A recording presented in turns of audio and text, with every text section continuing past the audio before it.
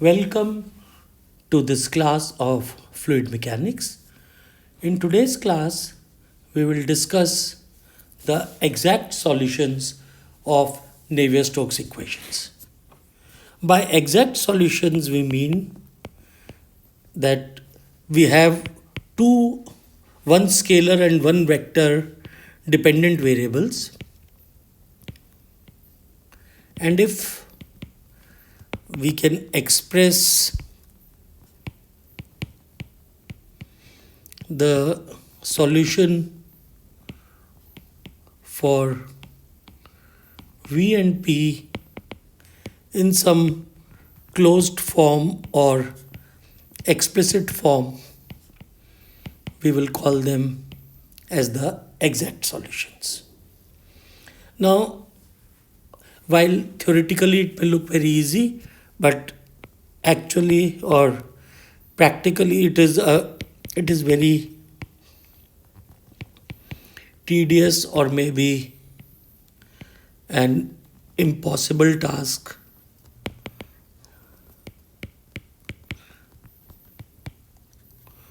to do this for most flows. And because as we have expressed, this V and P in general are functions of x, y, z, t. And so even if we can convert the partial differential equations to ordinary differential equations, we still refer to the ODEs as the exact solutions.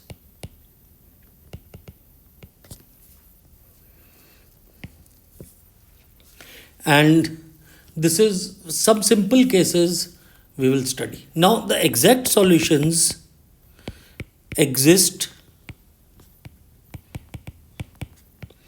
only if the flow variables or the dependent variables are functions of at most two of the four independent variables.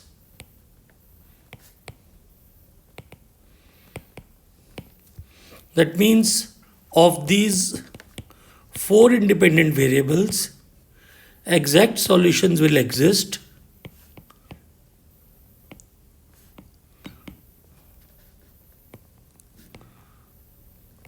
only if two of these variables affect the flow and the other two do not affect the flow.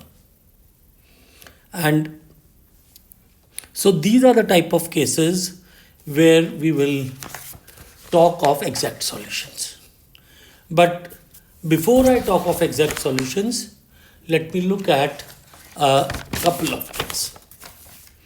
The first thing is, let us try to understand that the Navier-Stokes equations are nonlinear. This means they can have multiple solutions. And this behavior manifests itself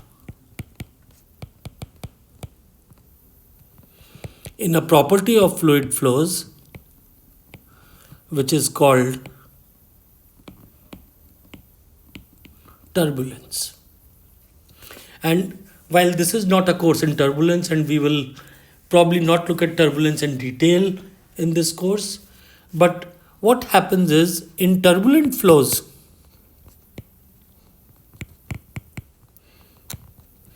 what we find is that these flows are generally unsteady and three-dimensional. And what we mean by this is that here the velocity has all the three components That means U, V and W, all of them will not be zero, and they will be functions of, in general, x, y, z in time.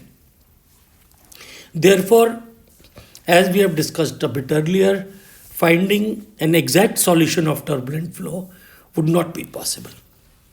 Let me just give a brief example of this. Let us look at flow in a pipe. If the inlet velocity is low, then what we find is we have this flow. What we find that after an initial length, when the flow settles at the start, the flow has a parabolic velocity profile, and this we will be able to show in an exact solution. We will be able to derive this, that if I draw the velocity profile u as a function of z of radial distance y, it will have the shape of a parabolic profile. So here what we have is, this is z, so vz is a parabolic function of r, and Vr and V theta will be 0. So that means we have flow like this. But if the flow speed increases, and after a particular speed, what we find is that Vr, V theta, Vz, all of them are non-zero, and they depend on r, theta, z and t. So not only they become non-zero, the flow also becomes unsteady, and this flow is what we call as the turbulent flow. This, the first type of flow, where the flow was simple parabolic function of r, we use a term for this called laminar flow. And the flow changes from laminar to turbulence, and typically this depends on a parameter called Reynolds number.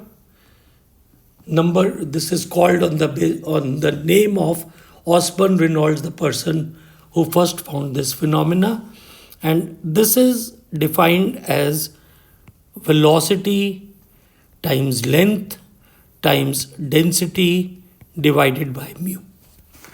So this is a very loose definition of Reynolds number, that it is basically density multiplied by a typical velocity in the flow and multiplied by a typical length scale and divided by the coefficient of viscosity. This is a dimensionless number, and for example, in pipe flows, this is defined as rho times u average times the diameter divided by mu, and if this exceeds 2000, then flow starts to turn turbulent. Actually, there is a range in between which the flows changes from laminar to turbulent. We call it the transition zone. If this parameter for pipe flows is less than 2000, then clearly the flow will always stay laminar. And if this is greater than 10,000, then it will always be turbulent. In between, there is a transition zone. And in many textbooks, you will find this critical Reynolds number at which the flow turns turbulent as 2300. Now, 2300 is, we often consider this as the limit, but so in this Reynolds number, the velocity and the length, These are characteristic for different type of flows. So in a nutshell, what we can say is the flow becomes turbulent. And you have also must have observed this when you look at flow from a tap. And from a tap, when you have low speed flow, you see the jet coming out of the tap is just a very, you see, this is the jet coming out. And this is very orderly when the flow is at low speed. So you now increase the speed, that means you open the tap more. What you find is from the tap, this flow, the boundaries become jagged. And this it's sort of an unsteady flow takes place, and this is an example of flow turning turbulent. And here it turns turbulent because the velocity of the flow has increased. At low speeds, you see a very nice jet coming out, but the flow becomes turbulent a bit later. So the exact solutions which we will be talking of will be the laminar flow solutions. So this was one thing. The second thing is, when we study these equations, on the right hand side you realize there is a term minus grad P plus rho G. So now if G is gravity, that means the body force is only due to gravity. Then what you can see is that then G will be equal to minus Gk. And rho G for incompressible flows can be written as minus the gradient of rho Gz. Because now if you take the gradient of rho Gz, this will give you minus rho G. Okay. So therefore what you can do is, sometimes what you can write is minus grad P minus gradient of rho Gz, and these can be combined as minus gradient of P plus rho Gz. So we combine the pressure and the gravity term, and we can write this. Certain book use this, we call it we have seen this as the piezometric head. So we can combine pressure and gravity like this. Now this will help in mathematical terms only if pressure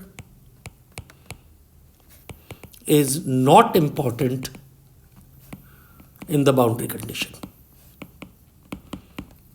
If the boundary conditions need pressure,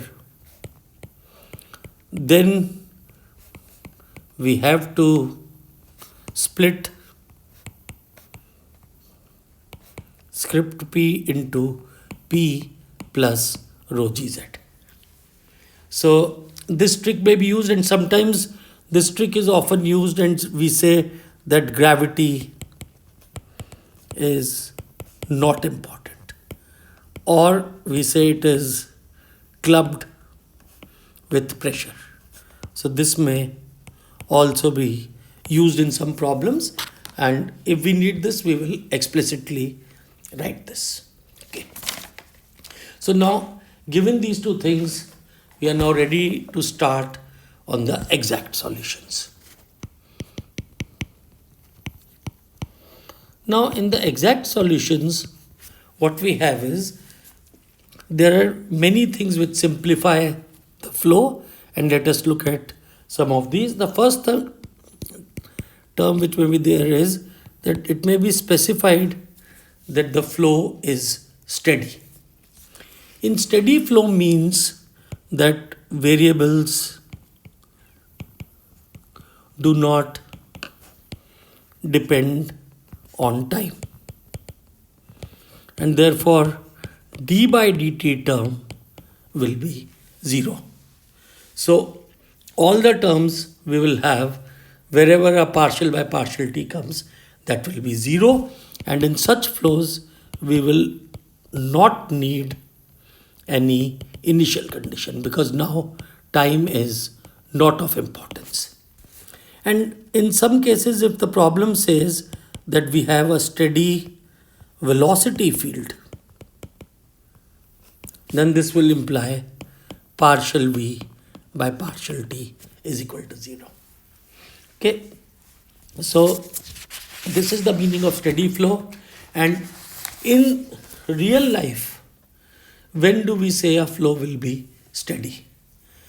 So this will happen in case if the flow has been set up, then sometime after the flow has been set up, things will stop changing as a function of time. So just when the flow is set up,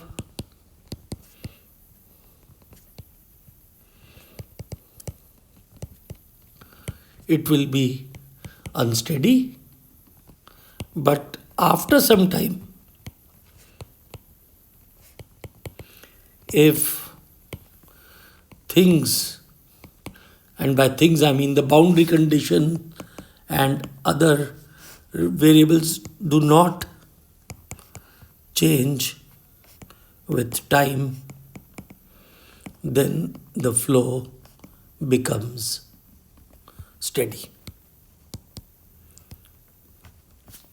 So this is one assumption which may be given in the problem, and then that will help you to simplify. Now, the second assumption involves a bit of subtlety, so I would request you to please think about it carefully. If one of the dimensions of the flow, and maybe let me specify, one of the spatial dimensions of the flow is much larger as compared to the other dimension. And let's first look at an example. For example, if I'm looking at 2D flow between two plates. So we have two plates. Well, there could be fixed wall, there could be a moving wall. And let's say this height is h, this length is L. If it is given that L is much bigger than h, then what we do is we idealize L to be infinity. And if L is infinity,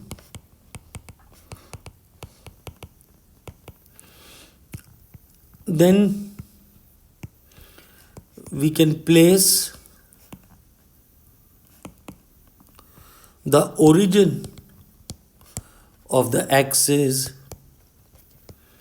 anywhere. Let's say this dimension is x, so we can place the dimension, the coordinate axis anywhere along x.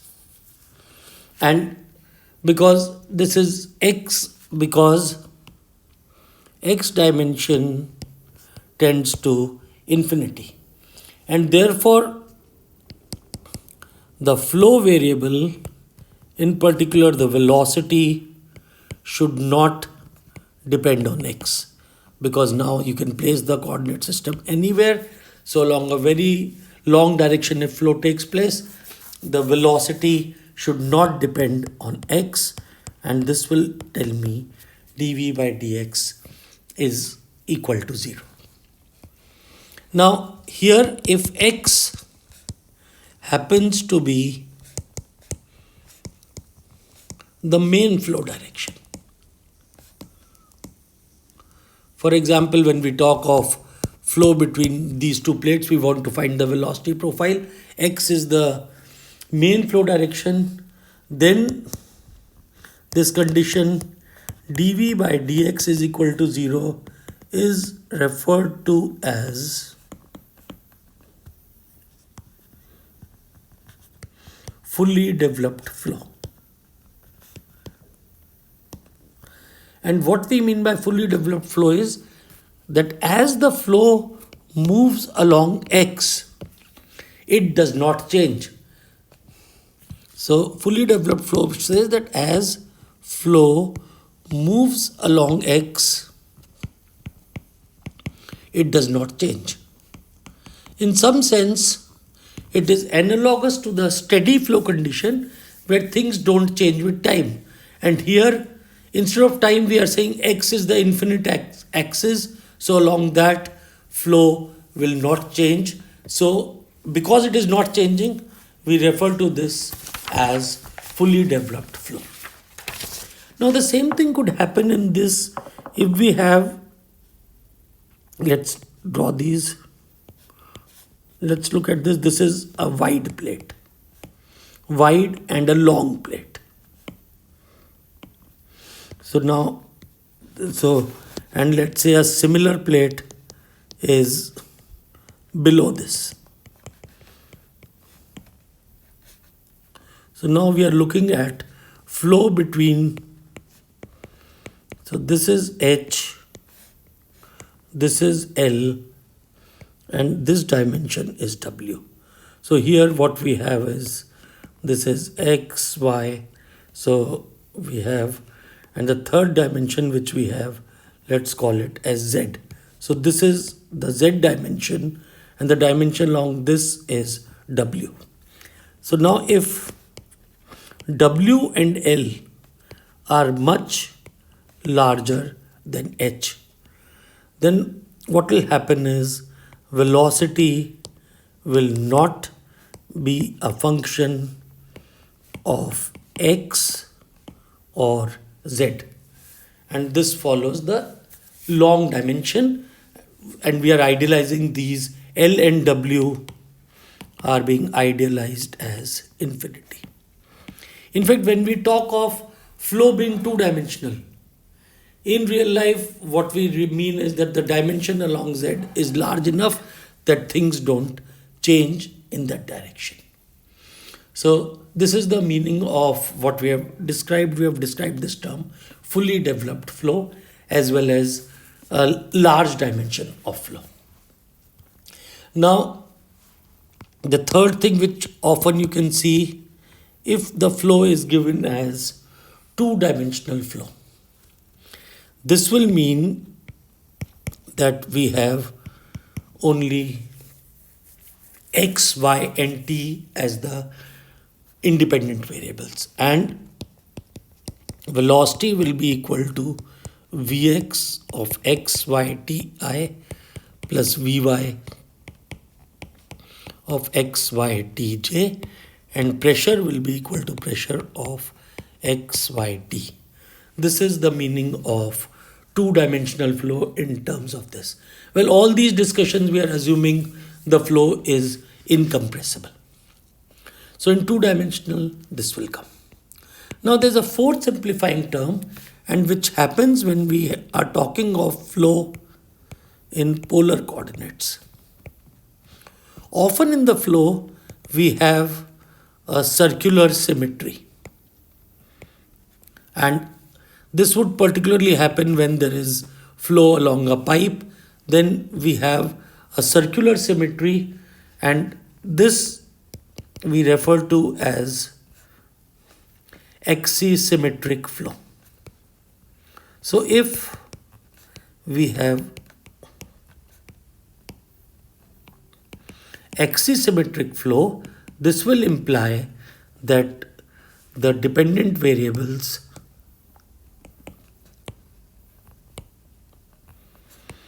do not change with theta. So partial by partial of any quantity with theta will be 0 for axisymmetric flow. Notice this does not imply that V theta is 0. V theta may exist in axisymmetric flow, but it will not be a function of theta. And sometimes what I've written, all variables, pressure, the velocity profile may be axisymmetric, but pressure may change with theta. And the reason for that is that for pressure we know that there is a hydrostatic variation. So if gravity is along any direction, then pressure will change along that direction.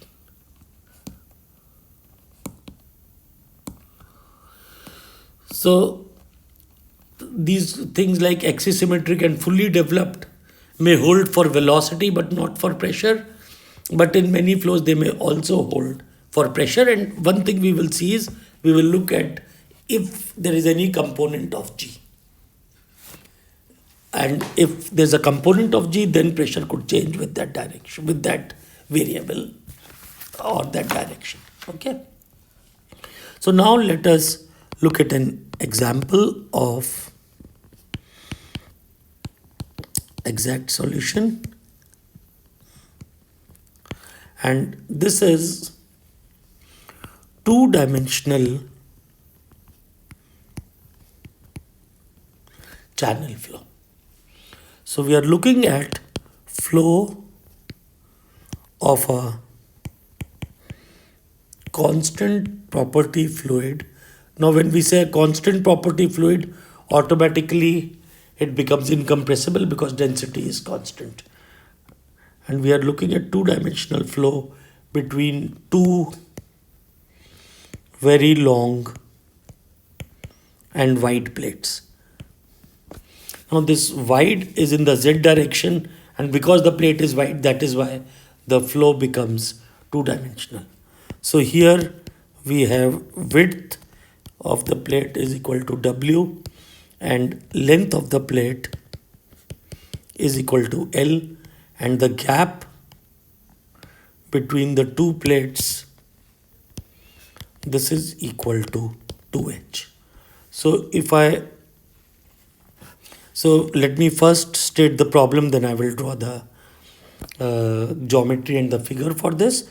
So we are looking at 2D steady flow of a viscous fluid of constant rho and mu between two plates of length L. The distance between the plates is equal to 2h, and the flow is caused by pressure difference between two ends of the plates. So pressure is equal to P1 at x is equal to 0, and pressure is equal to P2 at x is equal to L. And obviously, well, physically we can see that P1 has to be greater than P2 for the flow to be in the positive x direction. Now, and we'll also at least initially specify that since the plate length L is much greater than h, the flow is fully developed. And here you can easily see the point which I made about pressure. In the x direction, clearly pressure is changing. Pressure is P1 at x is equal to 0, it is P2 at x is equal to L. So it is changing. But the flow is fully developed here, therefore will imply that velocity is not changing with x. And what we have to find is find the velocity v and pressure p we have to find this distribution. So this is the geometry. These are two fixed plates.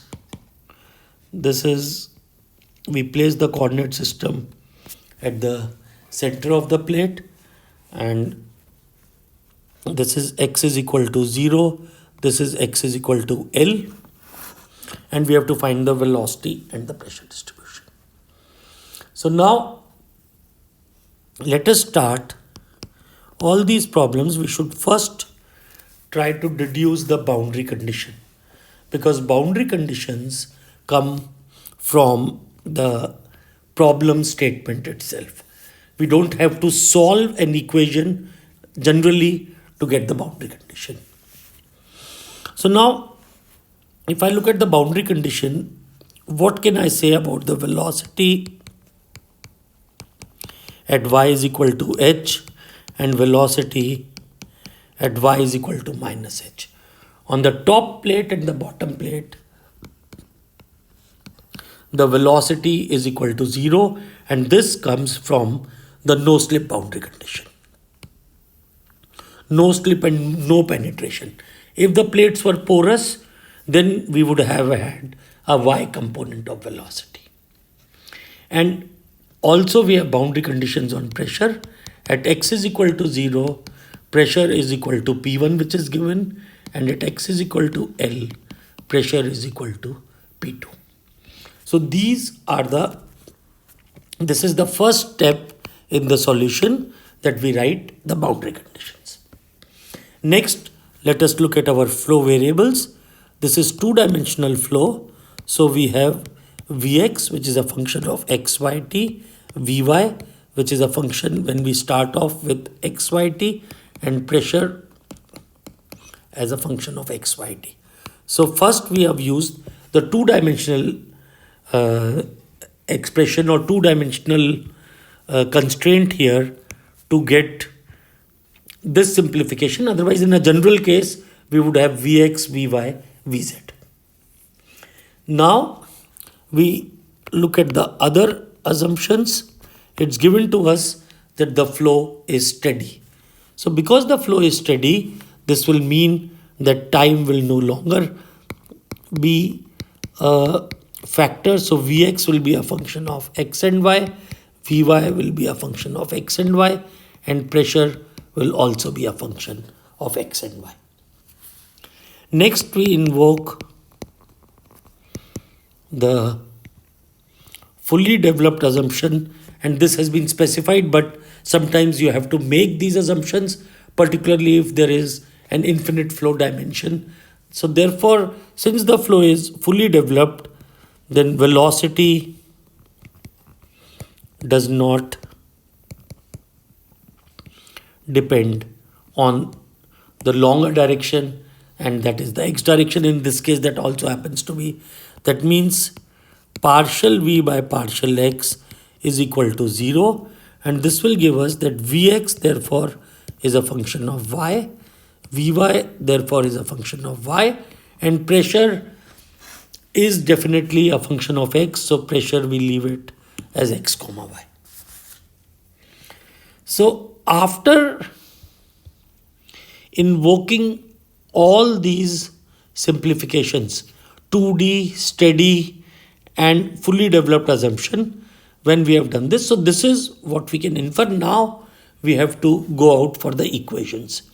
And the first equation we go out for is always the continuity equation. And this, if you remember in the integral flow analysis also, when we solved the problem, the first problem we solved for, the first equation we used was the mass balance. So the first equation we will use will be the continuity equation. The continuity equation tells me partial Vx by partial x plus partial Vy by partial y is equal to 0. I'm not writing the z term because Vz is not there. Now, in this, because Vx is only a function of y, partial Vx by partial x is equal to 0, and so the continuity equation becomes partial Vy by partial y is equal to 0, And since Vy only depends on y, this becomes dv by y dy is equal to 0. Now, as a rule, we will not stop here. Let us integrate this. When I integrate this, what I get is Vy is equal to constant.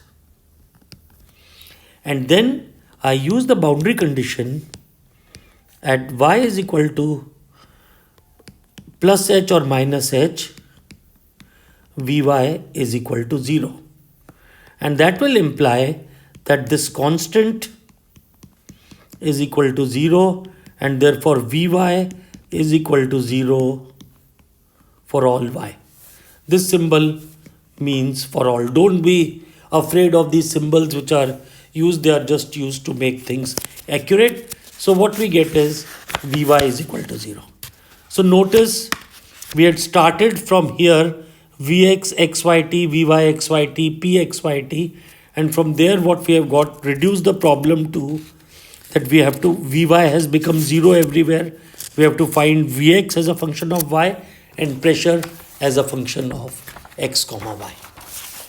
So now after going to the continuity equation, we will go to the Navier-Stokes equations. And Navier-Stokes equations will give us something about velocities and pressure. See, we have already found one component of velocity. We had three variables, Vx, Vy and P. So the other two equations will give us Vx and P. So now which equation do we go to first? We have the x component and the y component. What do you think will be simpler for us to do? Which equation should we go first? Well, actually we can go with an equation first, but since we know Vy is 0 everywhere in the flow, let's first go to the Vy equation. So we look at the y component of the Navier-Stokes equation. Let me write the full equation, and I'll write only the xy terms. I'll not write the z terms. So we have rho times partial Vy by partial t plus Vx partial Vy by partial x plus Vy partial Vy by partial y. I'm not writing the z term because this is two-dimensional and Vz is 0. This is equal to rho times g of y minus partial p by partial y plus we have mu times d2 Vy by dx square plus d2 Vy by dy square. Again, I am not writing the z term. So now let us start to simplify this equation. We know Vy is 0 for all x, y, t. So all derivatives of Vy will also be 0. So then we start, and now I am cutting out these terms. This equation had already been written earlier. So what I'm going to do is let me write this equation and then I will cut out these terms.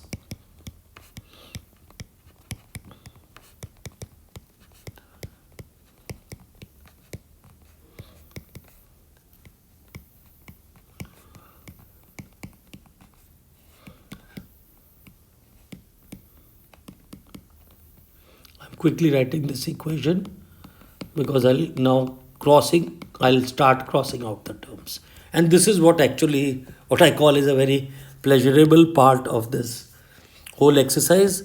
This term is 0 because Vy is identically 0. Now Vx, this is not 0, but this term is 0, so this becomes 0. Here both the terms are 0, so this becomes 0. And then both of these derivatives are also equal to 0. So what we get here is dp by dy is equal to rho times g of y, and if gravity is acting in the minus y direction, it becomes minus rho g. Now we can integrate this, so we get p is equal to minus rho g times y plus, now when I integrate this, I will get this as a function of x. Now this is where I am. I can't go anything simpler than this, but what I'm going to do is, I know, and this is that the x momentum equation has a term partial p by partial x. So let me differentiate p with respect to x. So this step I'm doing in anticipation because I know what is going to come. So I look at partial p by partial x and I get this as equal to f prime of x because I differentiate this and this is only a function of x, and let me write this as p prime. Basically I'm using this for a pressure gradient in the x direction, so I call it p prime, and we write this as p prime, which will be a function of x. Okay, so this is what the y momentum equation gives me. All vy terms go to 0, but from here what I get is that partial p by partial x is equal to p prime of x. I can integrate this to get the this thing, the expression, but I don't know what is p prime, so let's now move on.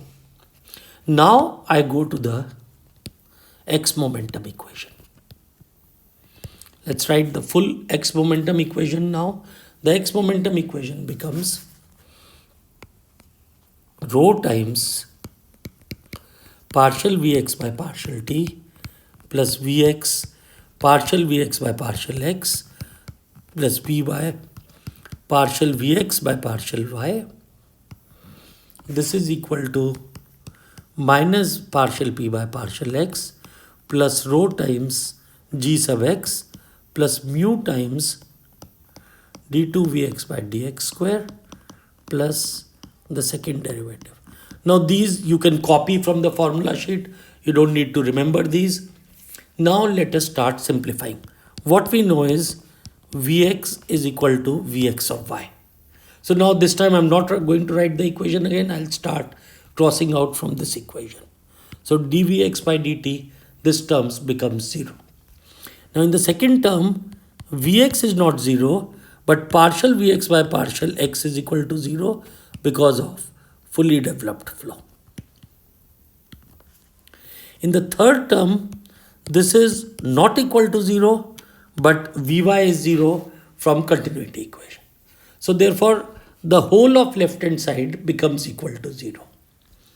Then we have minus partial p by partial x. So this will become equal to minus of p prime of x. We will write this. Gravity component in the x direction is equal to 0. So this also goes away. Now d2 Vx by dx square, since velocity is not a function of x, this goes away, and this, the second derivative of Vx with respect to y square, because Vx is only a function of y, this becomes d2 Vx by dy square. So when I now compile all this, what I get is 0 is equal to minus p prime of x plus mu times d2 Vx by dy square. This is the simplified x momentum equation. So now let us put these terms on the other side. What I get is d2 Vx by dy square is equal to minus p prime of x by mu. Now this is the equation which I get. Now what I find is the left hand side is a function of y and the right hand side is a function of x, and these two are equal. So when can a function of x be equal to function of y? And the most general way in which this could happen is that if this is equal to a constant. So therefore what we get from here is that p prime, or each side is a constant, therefore this p prime of x actually becomes a constant which we will now call just as P prime. So what we have is d2 Vx by dy square is equal to minus of d2 Vx by dy square. Let's see. Sorry, this minus sign was wrong. Somebody should have corrected this. So we have mu d2 Vx by dy square is equal to P prime of x. So please change this to plus, and what we have is d2 Vx by dy square is equal to plus P prime by mu, where P prime is a constant. We integrate this for one time. dvx by dy is equal to P prime y upon mu plus C1. We integrate this again. So Vx is equal to P prime y square upon 2 mu plus C1y plus C2. So this is what we get for velocity, and for P prime, which is equal to partial P by partial x, and since this is a constant, this will become P2 minus P1 divided by L. Now, so this we get from the pressure boundary condition, that P prime is equal to P2 minus P1, P at x is equal to L minus P at x is equal to 0 divided by the length L. Okay. Now to solve for this, we use the boundary conditions to find C1 and C2. And the boundary conditions we have is at y is equal to h, Vx is equal to 0, and y is equal to minus h, Vx is equal to 0. So this gives us 0 is equal to P prime h square upon 2 mu plus C1h plus C2, and we'll also get 0 is equal to P prime h square upon 2 mu minus C1h plus C2, and from here when we solve we'll get C1 is equal to 0 and C2 is equal to minus P prime h square upon 2 mu. So, and when we plug all this in, we get Vx is equal to minus P prime upon 2 mu times h square minus y square, which means that we get a parabolic profile for the velocity. Now, once we get Vx, we can now find the shear stress or the shear force on the plate, and this will be equal to mu times, now shear stress, when we look at the plate is a y face and stress is in the x direction, so this will be equal to tau yx. This will be mu times partial Vx by partial y plus partial Vy by partial x, evaluated at y is equal to h or minus h for the bottom plate. And now of course this term is 0, so this will be equal to mu times dvx by dy evaluated at y is equal to h for the top plate. And we can also find the flow rate between the two plates, and clearly this is a function of P prime, and to do this we will do Vx times dy times the width, and y will go from minus h to h, and this we know because this is a symmetric function, it will become 2 times integral from 0 to h Vx dy, and v can be pulled out. So this gives us the flow rate across the two plates, and we will see it clearly, it is linearly related to P prime, and which makes sense. If the pressure is gradient is more, then we have a higher flow rate, and if the pressure gradient is low, if there's a lower pressure difference, there will be a lower flow rate. Now this is what we get as the laminar flow solution for flow between two plates. Now, notice that when we solve this solution, we get Vx is equal to this parabolic function of y, Vy is equal to 0, and for because it's a two-dimensional case, we also get Vz is equal to 0. And nowhere, so this, there is nothing like a Reynolds number which comes in the flow. It just, we get this solution. And technically this solution exists for any value of Reynolds number. But what we will find is, once if the average velocity in the flow becomes large, the flow will not lie in this state, which means that this solution, while technically this is a solution, the flow will not stay here. The flow actually becomes turbulent when the Reynolds number becomes high. In this case, the Reynolds number will be defined on the basis of h. And so when Re becomes high, the flow becomes turbulent, and then we will have Vy, Vz also, and they will be functions of x, y, z, t. So, and Vx also will be a function of x, y, z and time. So all this will happen, but both the solutions exist. The laminar solution also exists, this solution exists, but flow does not go to the laminar solution, it goes to the turbulent solution.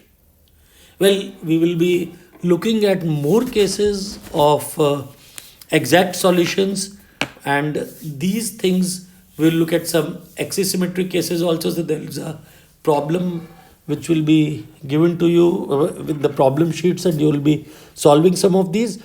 And sometimes people also refer to these as purely academic solutions. Well, you may say that for some cases, but actually in these are useful. At least they give us some guidance of what the solutions are for simple cases. So with this we end this class. We will more exact solutions we will look at in the tutorials, and maybe in the next lecture one case of a flow with circular geometry I will take before moving ahead. Thank you very much.